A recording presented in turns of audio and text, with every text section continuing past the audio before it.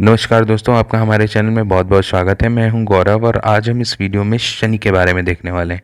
देखिए, शनि एक छाया ग्रह है और शनि का पिता जो है सूर्य देव है।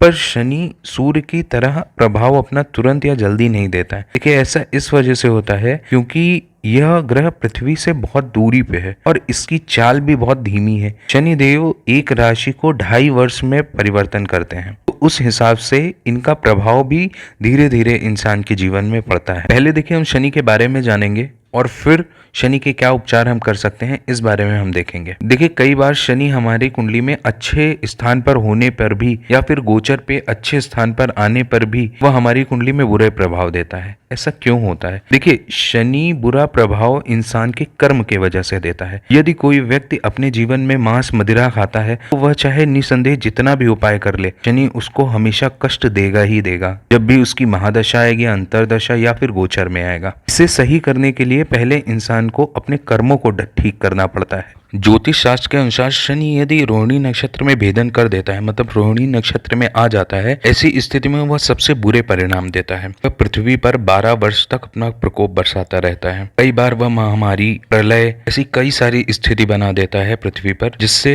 मनुष्य का जीवन त्राही हो जाता है। ऐसी स्थिति सिर्फ एक बार हुई है, जब महाराज दशरथ राजा थे, तब उनके राजगुरुओं ने बताया कि शनि रोहिणी नक्षत्र में भेदन करने वाला है, जिसकी वजह से पृथ्वी पर अन्न जल सब दूषित हो जाएंगे, जिसके कारण मनुष्य जीवन लगभग खत्म ही हो जाएगा। महाराज दशरथ ने सौर मंडल पे जाकर शनि देव से युद्ध किया और युद्ध से संतुष्ट होकर शनि देव ने उन्हें वरदान मांगने को कहा। वरदान उन्होंने इसलिए दिया क्योंकि वे अपने क्षत्रिय धर्म को बहुत अच्छे से पालन किए। तब महाराज दशरथ शनि देव से वरदान मांगते हैं कि जब तक सूर्य, चंद्रमा, अन्य ग्रह सौर मंडल में है, तब तक वे कभी भी रोहिणी नक्षत्र पे भेदन ना करें। शनिदेव उनकी बात मान जाते हैं, परंतु एक शर्त रखते हैं कि यदि किसी व्यक्ति की कुंडली में या फिर गोचर में मैं जब भी जन्म के स्थान मतलब लग्न के स्थान पर, मृत्यु के स्थान मतलब 8वें स्थान पर या फिर चौथे स्थान पर मैं जब भी आऊंगा तो उस व्यक्ति को मैं मृत्यु के समान कष्ट दूंगा। परंतु यदि वह मेरी पूजा करता है, महामृत्युंजय का जाप करता है, हनुमान जी की पूजा करता है, उपासना करता है, तो मैं उसको पीड़ा कभी नहीं दूंगा। तभी से ज्योतिष शास्त्र में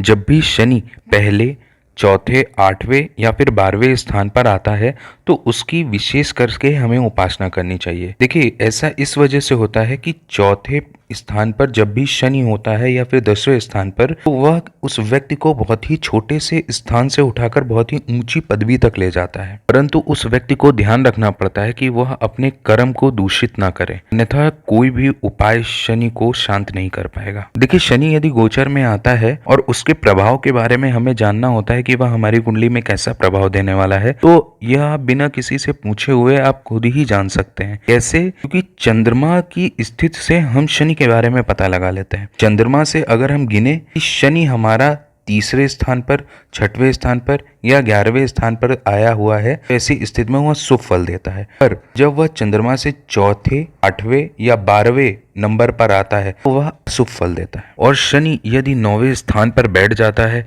या तो फिर 9वें स्थान पर उसकी दृष्टि पड़ जाती है, तो ऐसे व्यक्ति का भाग्य 30 साल या 32 साल में उसका उजागर होता है। और अगर हम शनि के उपचार के बारे में बात करें, शनि के कई सारे उपचार हैं। देखिए, अगर कुंडली में 8वें या 12वें भाव में शनि है तो ऐसी स्थिति में उस व्यक्ति को महामृत्युंजय का जाप करना चाहिए और मंगलवार और शनिवार को हनुमान मंदिर में एक तेल का दीपक जरूर जलाना चाहिए। इससे उसका शनि बुरे प्रभाव नहीं देता है। और यदि किसी की व्यक्ति की कुंडली में शनि की महादशा चल रही हो या अंतरदशा चल रही हो, इसी स्थिति में वह बीच की उंगली में नीलम अन्यथा लाजवर्त को धारण कर सकता है। लाजवर्त उसका सब्स्टिट्यूट है, तो लाजवर्त भी वह पहन सकता है। और शनिवार के दिन सरसों का तेल छाया कर दान देना चाहिए, जिससे शनि का प्रभाव कम पड़ता है। आज की वीडियो में इतना ही। आई होप आपको यह वीडियो पसंद आई होगी। अगर आपको यह वीडियो पसंद आई तो प्लीज लाइक एंड सब्सक्राइब करें। धन्यवाद।